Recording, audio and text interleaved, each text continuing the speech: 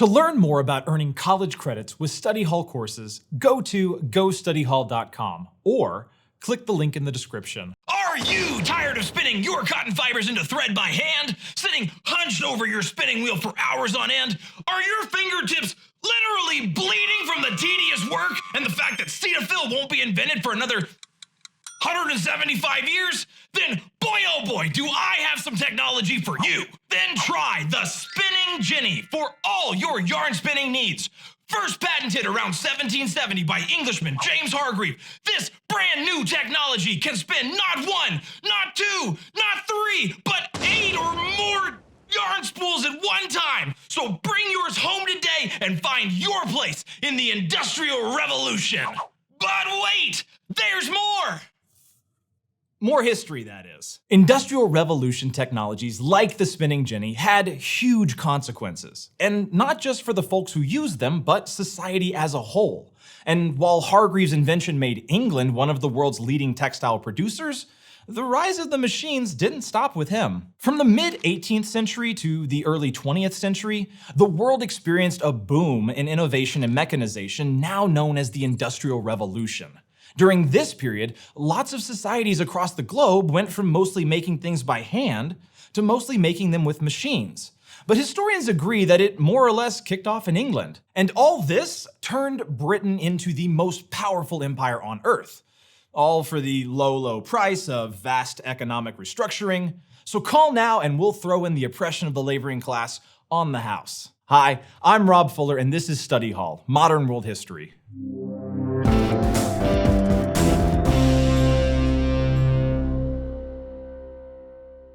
Something to know up front is that the Industrial Revolution wasn't a sudden explosive event. This revolution was more of a process. In fact, the first commercial steam engine, one of the most important technologies of the period, was actually invented about 60 years before the Industrial Revolution got started. But to understand how the Industrial Revolution really got started in 18th century Britain, we've got to look at something much cuddlier than the steam engine. That's right, we're talking about England's original bad boys, sheep. Seriously though, because Britain had lots of sheep and centuries of knowledge about how to process wool, they outproduced other regions in making wool fabric, which gave them a leg up in the global textile trade. By a coincidence of geography, Britain also had coal and iron deposits near navigable rivers, the raw materials they could use to build machines to process those textiles. In other words, England was crushing this round of Catan at family game night. And finally, their colonies in the Americas and India also earned Britain plenty of cash it could use to invest in new technologies, and these outposts created a network that Britain could use to sell things all over the world. Throw in a growing population and a nice, safe, isolated island, and boom, you're golden. So overall, Britain was poised to make a ton of cash and started embracing mechanization like no empire ever had before. The stage was set for the Industrial Revolution. The only thing standing in Britain's way? Their economy. Before this, the British government closely regulated everything from what goods their colonies could produce to whom they could trade with. The government's goal was basically the same as your goal when you're doing your budget. To save enough for a 1981 DeLorean DMC time machine, to earn more than you spend. Or in this case, Britain wanted to export more goods than they imported so they could keep their economy growing. But not everyone was on board with this. Enlightenment philosophers like Adam Smith argued that all these regulations were holding England back. They believed the government needed to let individuals and entrepreneurs have more influence in the economy if the nation was going to compete in a global marketplace. And big shocker here? The government actually listened. Britain gave people, or rather white men, the ability to invest more money or capital into new industries in hopes of making even more money.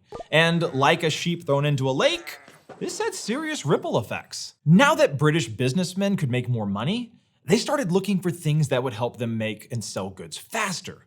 because the more stuff they sold, the more cash they could make. So companies started investing in technologies that could speed up the manufacturing process, like new and improved steam engines or our good friend the spinning jenny. As investments poured in throughout the late 18th century, machines and mass production became more common, and those coins started stacking up. At first, the British were pretty much the only ones reaping the rewards of the Industrial Revolution, but just in case other countries got too curious, the British also did everything they could to protect their secret recipe for industrialization. They made exporting new technology and manufacturing practices illegal so other countries couldn't catch up. This perpetuation of inequality elsewhere to fuel economic growth back home was an extension of a much older British system known as imperialism. Instead of industrializing their colonies in America, Africa, Asia, the Pacific, and the Caribbean so that they too could share in the wealth, the British hoarded their technological advancements to themselves. By keeping most of their colonies poor and dependent, Britain ensured they could get the raw materials and labor they needed for cheap. And if you think this sounds like a bad time for the colonies, well, you're right. Because Britain hoarded not only these technologies, but also the resources produced by the colonies themselves. Colonies had a hard time maintaining their own trade networks and had to depend on Britain, which gave Britain even more influence and control. This self-perpetuating economic cycle helped Britain gain more and more and more wealth and power, all at the expense of its global colonies and the people living there. Ultimately, while the Industrial Revolution made Britain the world's top exporter of goods, it was through the direct suppression of other economies across the globe. Britain's economic boom also had ripple effects for the citizens back at home. Shifting the economy from agriculture and human labor to machine power and mass production affected pretty much everything. So take farmers, for instance. During the Industrial Revolution, new tech like mobile steam engines and better plows made farming more efficient, so agricultural production skyrocketed. But all this technology also put many farm workers out of a job. Then, to make matters worse, along came Parliament.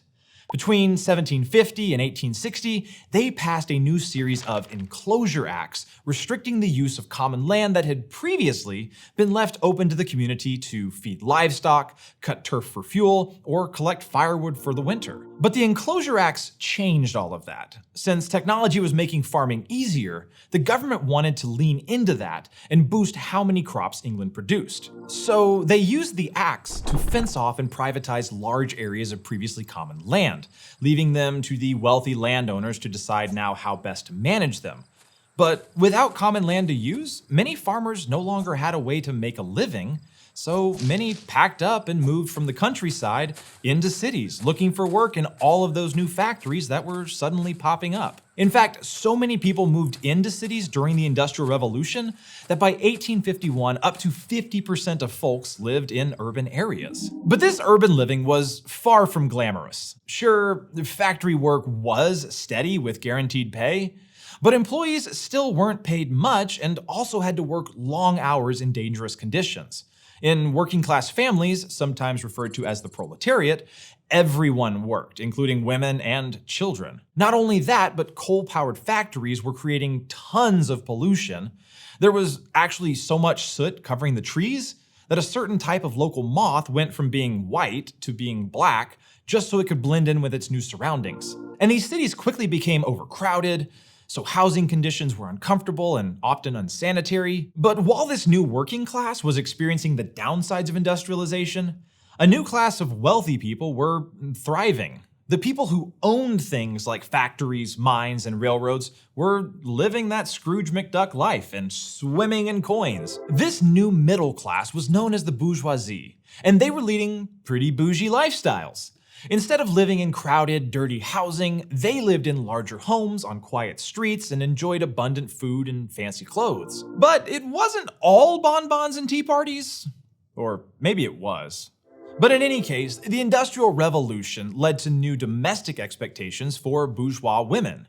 While working class families all set off to the factories, women in the middle and upper classes were expected to stay at home while their husbands raked in the cash. This fueled a growing idea that women belonged in the private sphere of the homes as wives, mothers, and homemakers, while men supposedly belonged in the public sphere as businessmen doing business things. This dynamic created what we now call the cult of domesticity. And like most cults, the cult of domesticity was a system of power and control and all around not a good time. The cult of domesticity stated that women were expected to hold certain values like piety, purity, and submission. They couldn't own property or businesses, and the little say they had in government was erased by laws like the Great Reform Act in 1832 and the Municipal Corporations Act in 1835, which specifically barred women from voting. At this point in history, women already had few options and very little independence in society, and the cult of domesticity limited their choices even more. As you can imagine, not every Brit was down with these societal changes, and they were going to do something about it. Workers began protesting their long hours, low pay, and dangerous conditions, and eventually, the government actually listened and passed laws to protect workers and afford them more rights, like laws regarding child labor in the 1830s and 40s. Women began pushing back too.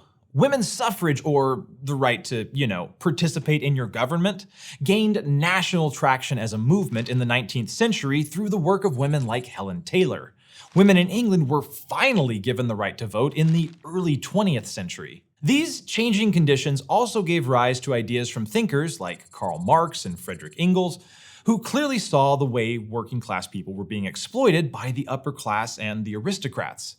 Their ideas would go on to fuel new social movements that called for the better distribution of wealth and stronger support for workers. So, communism. Like so much history, the shifts of the Industrial Revolution didn't play by political borders, and eventually spilled beyond the confines of the British Empire. Over the following century, this rapid industrialization spread across Europe, Japan, Russia, and the United States of America.